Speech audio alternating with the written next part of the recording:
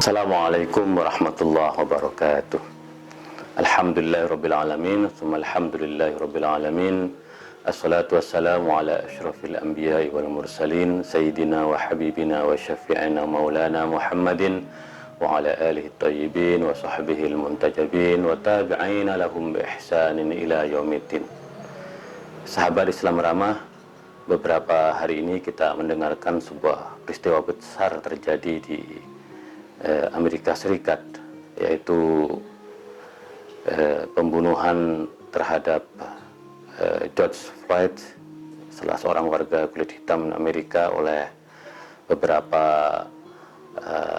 polisi yang itu direkam dan viral, menimbulkan kemarahan tidak hanya di Amerika tetapi juga di berbagai belahan dunia. Tentu ini menjelaskan banyak hal dalam bahasa yang sangat dikenal, Amerika ambiar.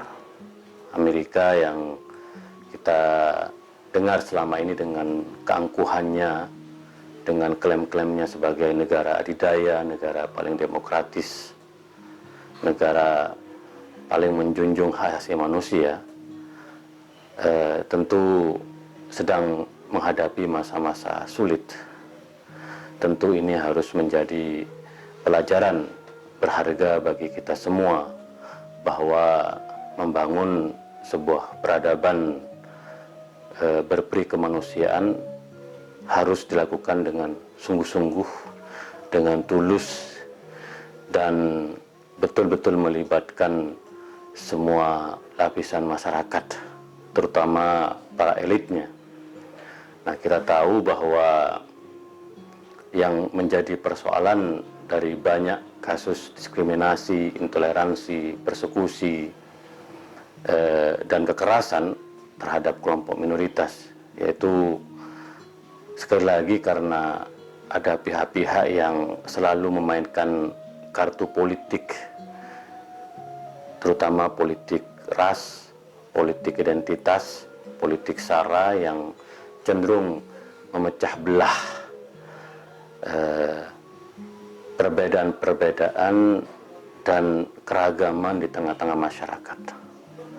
Nah, tentu kita harus betul-betul mengambil pelajaran yang sangat berharga, bahwa jatuh bangunnya peradaban, jatuh bangunnya sebuah negara sangat ditentukan oleh sejauh mana peradaban atau negara itu betul-betul menjamin keadilan sosial, menjamin tegaknya nilai-nilai toleransi, keharmonisan, dan perdamaian. Nah, ketika para elit, bahkan kita melihat bagaimana Donald Trump bermain-main dengan isu rasial, isu ras, bermain-main dengan politisasi agama, maka menunjukkan bahwa Amerika sebenarnya sedang menghadapi masa-masa sulit. Dan klaim-klaim Amerika yang selama ini ingin menegakkan hak asasi manusia tidak hanya di dalam negeri Amerika tetapi juga di berbagai belahan dunia sedang menghadapi satu fakta yang nyata. Banyak yang bertanya-tanya, kenapa kasus serupa pencekikan yang terjadi di Palestina dibiarkan? Kenapa tewasnya ratusan ribu atau mungkin mencapai jutaan di Yaman yang itu dilakukan oleh Amerika dan sekutunya juga dibiarkan? Kenapa penjajahan Amerika di Irak dan Syria justru dibiarkan? Kenapa embargo politik dan ekonomi terhadap Iran yang mencapai 41 tahun, bahkan di tengah-tengah pandemi pun itu dibiarkan? Jadi sebenarnya Amerika saat ini sedang menghadapi krisis nilai yang luar biasa. Nilai yang itu sebenarnya sudah mengalami defisit sangat luar biasa dalam kebijakan luar negeri Amerika. Dan sekarang krisis nilai juga itu terjadi di dalam negeri Amerika. Maka kalau kita melihat apa yang terjadi di Amerika saat ini adalah sebuah politik immoral, demokrasi tanpa nilai, satu sistem kapitalis yang ingin menggerogoti, yang ingin mendeterminasi dan menguasai ruang-ruang publik. Maka sekali lagi kita harus betul-betul mampu menentukan jati diri kita sebagai bangsa. Kita mempunyai Pancasila, alhamdulillah, sebagai common platform, sebagai kalimatun sawa, sebagai titik temu kita sebagai negara bangsa.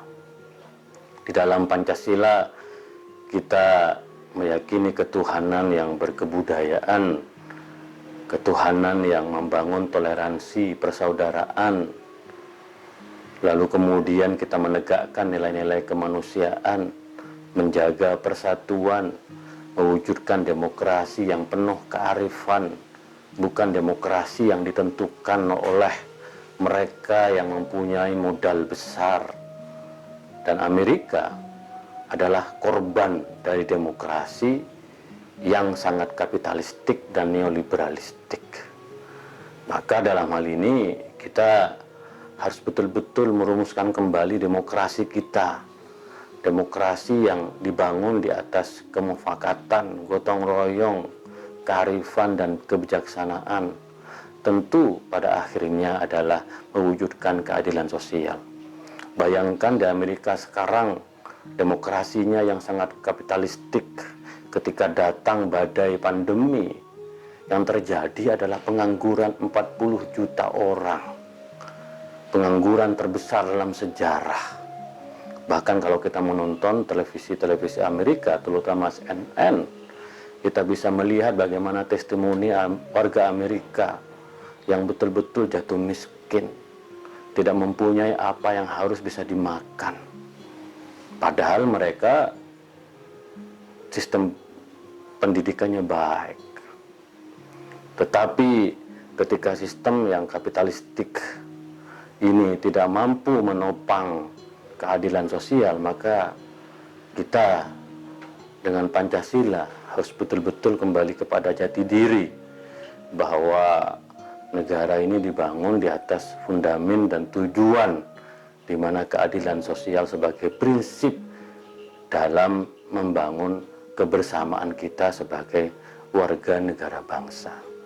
Sahabat Islam ramah, tentu kita harus meyakini bahwa prinsip-prinsip yang membangun kesetaraan, we are created are equal, bahwa kita diciptakan dalam keadaan setara, itu merupakan prinsip yang inheren dalam Islam. Oleh karena itu di dalam Al-Quran disebutkan walaqad karramna bani Adam, sungguhnya kami telah memuliakan keturunan Nabi Adam. Itu artinya bahwa di tengah perbedaan suku, agama, ras, kita sungguhnya setara. Tidak ada yang membedakan di antara kita kecuali ketakwaan kita. In akramakum indallahi atqakum. Sungguhnya yang paling mulia di antara kalian adalah orang yang paling bertakwa. Maka kalau kita melihat bagaimana khutbah perpisahan Nabi sebelum Nabi meninggal dunia dalam haji perpisahan, atau kita kenal dengan khutbatul wada, Nabi berpesan, inna rabba ayuhan nas, inna rabbakum wahid wa aba'akum wahid, kullukum li Adam wa Adam min turab, inna akramakum indallahi atqakum, la fadla li arabiyyin wa la a'jamiyyin wa illa bittaqwa. Dalam hadis lain disebutkan la fadla li aswad wa abyad atau li aswad wa ahmar illa bittaqwa. Bayangkan Nabi menggunakan frasa ya ayuhan nas, wahai manusia. Dalam haji perpisahan Nabi mengingatkan bahwa wahai umat Islam, kalian hidup di tengah-tengah keragaman. Kalian adalah sebagai manusia yang diciptakan setara, sama dengan konstitusi Amerika. Sebelum konstitusi Amerika itu lahir, kita sudah mempunyai konstitusi yang dibuat oleh Rasulullah. Kita sudah mempunyai nilai-nilai di dalam Al-Quran. Ya ayuhan nas, wahai manusia. Kita diingatkan, semua kita adalah manusia. Kiai Haji Mustafa Bisri selalu mengingatkan, kalau seandainya kita sadar bahwa kita manusia, maka kita tidak akan bisa patantang petenteng. Kita tidak akan bisa merendahkan warga yang lain, orang lain, agama yang lain, suku yang lain, kelompok yang lain, mazhab yang lain. Ya ayuhan nas, ini prinsip yang sangat baik. Wahai manusia, Allah, Nabi Muhammad mengingatkan kita bahwa kita adalah manusia. Di dalam Al-Quran frasa ya ayuhan nas juga banyak sekali. Allah mengingatkan bahwa kita adalah manusia yang harus menghormati satu yang lain. Inna rabbakum wahid, Tuhan kalian satu.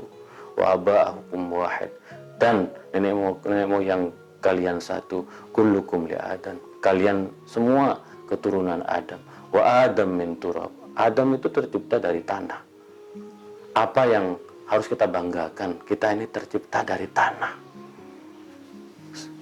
Apa yang dibanggakan oleh Amerika yang mengklaim selama ini sebagai negara adidaya dengan menjajah dan menindas negara-negara lain, Palestina, Yaman, Syria, Irak, Libya, Iran.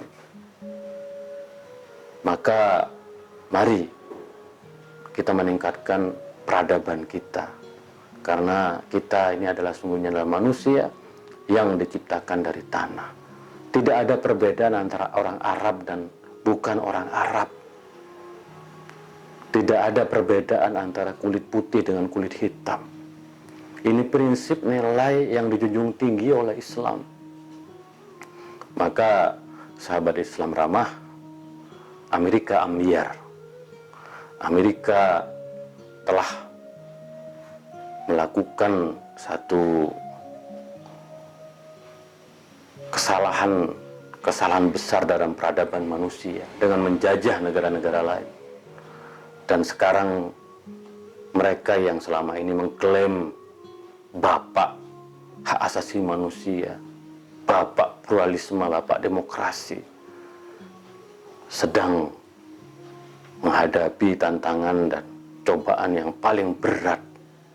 Dan tentu kami berharap bahwa Amerika terus belajar dari apa yang sudah dilakukan, harus melihat, harus mengoreksi, harus memperbaiki kebijakan-kebijakannya, bahwa apa yang selama ini dilakukan oleh Amerika terhadap negara-negara lain itu jauh lebih membahayakan, jauh lebih merendahkan dari apa yang terjadi saat ini. Mudah-mudahan ini dapat membangun kesadaran kita bersama, dan kita sebagai bangsa, kita minta kepada para pemimpin jangan memainkan isu politik sara, jangan memainkan isu politik identitas. Kepada para polisi, bekerjalah secara profesional. Dan kita masih melihat bahwa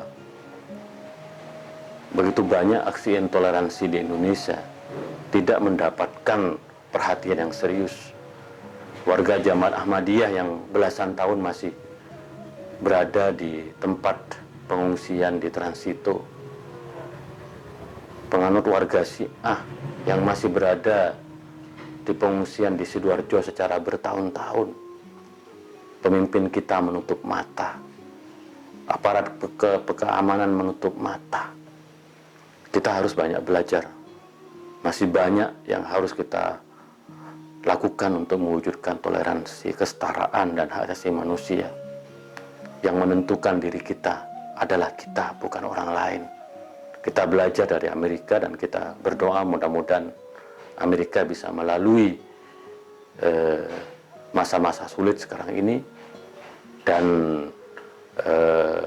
tentu kita berharap bahwa Amerika dapat memberikan contoh yang terbaik kepada dunia.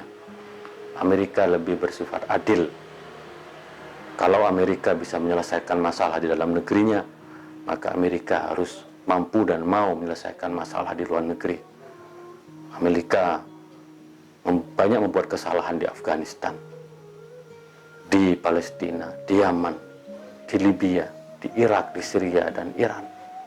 Mari kita terus mendorong dunia yang damai, dunia yang adil, dunia yang menjunjung kesetaraan. Kira-kira itu dari saya. Wa ma taufiqi illa billah, alaihi tawakkaltu wa ilaihi unib, wa akhiru da'wana alhamdulillahi rabbil alamin, wallahu muwaffiq ila aqwamit thoriq. Assalamualaikum warahmatullahi wabarakatuh.